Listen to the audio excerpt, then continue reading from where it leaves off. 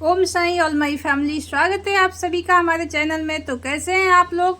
I hope कि स्वस्थ होंगे, मस्त होंगे। तो आज मैं किचन का बहुत ही महत्वपूर्ण टिप्स शेयर कर रही हूँ। तो आप लोग से मेरी छोटी सी रिक्वेस्ट है, वीडियो को पूरा देखिएगा। वीडियो पसंद है तो लाइक करिएगा, शेयर कर दीजिएगा। अगर चैनल पर पहली बार है तो प्लीज़ मेरे चैनल को सब्सक्राइब कर लीजिएगा, साथ में बेल आइकन दबा के ऑल कर लीजिएगा, ताकि इसी तरह का सारी यूजफुल वीडियो हमारा आपके पास सबसे पहले पहुंचे। तो सबके घर में देखिए छोटे बच्चे हैं, सबके घर में स्कूल गोइंग बच्चे हैं, जो बच्चे पढ़ाई करते हैं। तो ये वीडियो सबके लिए बहुत महत्वपूर्ण है। तो फ्रेंड्स, फर्स्ट टिप हमारा बच्चे से रिलेटेड है। देखिए सबके घर में बच्चे पढ़ने वाले होते हैं, सबके घर में बच्चे पढ़ते हैं। तो अक्सर छोटे बच्चे का जो बुक होता है या बड़े बच्चे का भी हो, जो इस तरह का पिन लगा होता है जो बुक में, तो या नोटबुक हो, उसमें भी इस तरह का पिन लगा होता है। तो बहुत जल्दी बड़े बच्चे का तो कम फटता है, लेकिन छोटे बच्चे का देखिएगा अधिकतर ये इस तरह से पेज निकलने लगता है। तो फ्रेंड्स, इस तरह का जो पिन अप वाला बुक होता है, नोटबुक होता है, अधिकतर देखिएगा सबके बच्चों का इस तरह से पेज निकल जाता होगा। और पेज निकलने के बाद ये जल्दी लगता नहीं है। अगर हम इसे फेविकॉल से चिपकाते हैं तो वो फिर से निकल जाता है। अगर इस पिन में भी हम फंसाएंगे तो ये फट चुका है, वहाँ का पेज जो बीच का पिन के बीच का पेज है वो फट चुका है, लगेगा नहीं। तो फ्रेंड्स, इसके लिए मैं बहुत यूजफुल टिप्स शेयर कर रही हूँ। इससे कोई भी ठीक कर सकता है, आपके बच्चे भी इसे कर सकते हैं। तो ये सामान सबके घर में अवेलेबल होता है, सबके घर में होता है। तो जो भी बच्चे पढ़ाई करते हैं वो ज़रूर इस तरह से ट्रांसपेरेंट टेप रखते हैं। तो ट्रांसपेरेंट टेप की मदद से हम बहुत ही अच्छा से इसको फिर से हम पिनअप कर सकते हैं।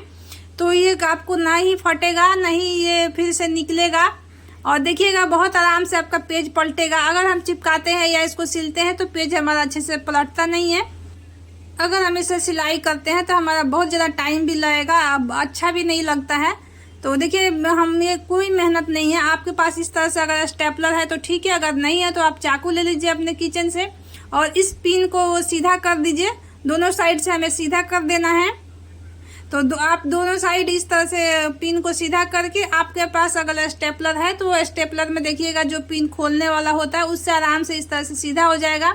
अगर नहीं है तो आप चाकू से भी सीधा कर सकते हैं। इसको किसी भी चीज़ से सीधा करना है। तो पिन सीधा करने के बाद हमें वापस उसी पेज को वहीं पे लगाना है। तो आप सोच रहे होंगे कि ये तो पेज फट गया है, ये लगाएंगे तो फिर से निकल जाएगा, लेकिन नहीं, ये पिन अब आपको देखिएगा बहुत अच्छे से सिक्योर हो जाएगा। अब इससे आपके बच्चे के अलावा कई बच्चे इस बुक को पढ़ लेंगे, तब भी ये बुक नहीं फटेगा, मैं गारंटी के साथ बोलती हूँ।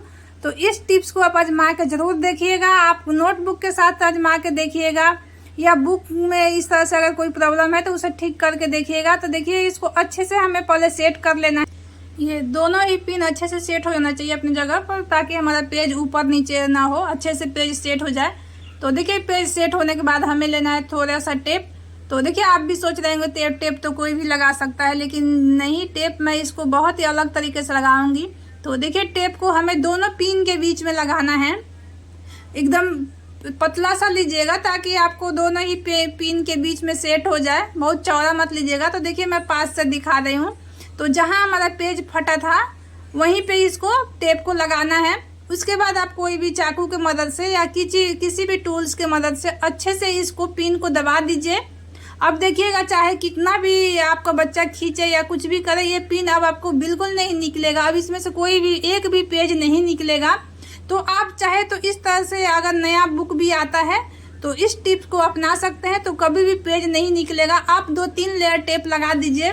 तो फिर देखिएगा, आपका बच्चा छोटा हो बड़ा हो, कोई भी बुक हो, नोटबुक हो, उसका पेज बिल्कुल इस तरह से पिन वाला जो पेज होता है वो तो कभी नहीं निकलेगा।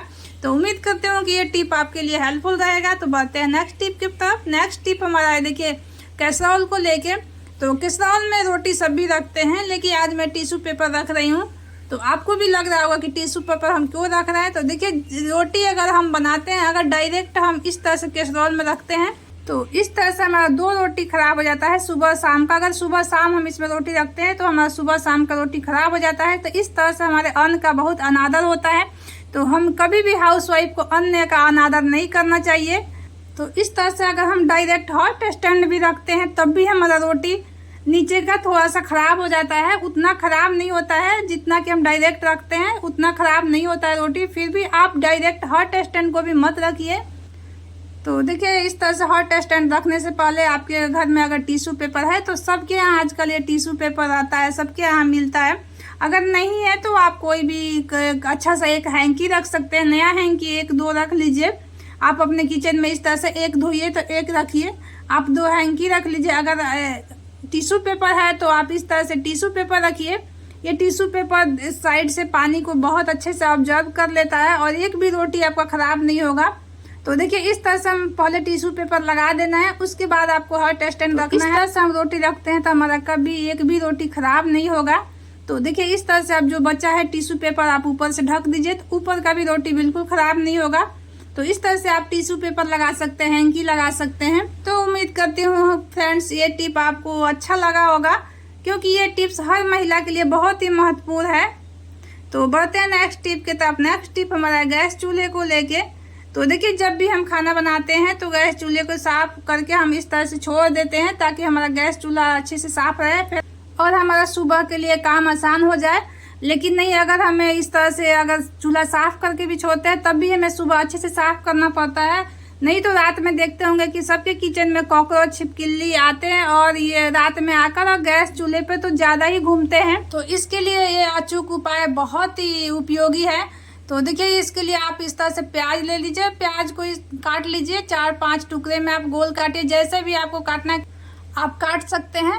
उसके बाद आप प्याज को अच्छे से चारों तरफ गैस चूल्हे पर लगा दीजिए। उसके बाद आप इस टुकड़े को उठा के हर जगह इसको चारों तरफ रख दीजिए। एक टुकड़ा आप लेकर और उसके गैस चूल्हे के नीचे रख दीजिए। तो देखिएगा इसका जो स्मेल होता है बहुत ही स्ट्रांग होता है। ये छिपकली, कॉकरोच, छोटे छोटे कीड़े मकोड़े जो होते हैं, चींटी आदि को बिल्कुल पसंद नहीं है। तो देखिएगा कभी भी प्याज के ऊपर चींटी नहीं आती है।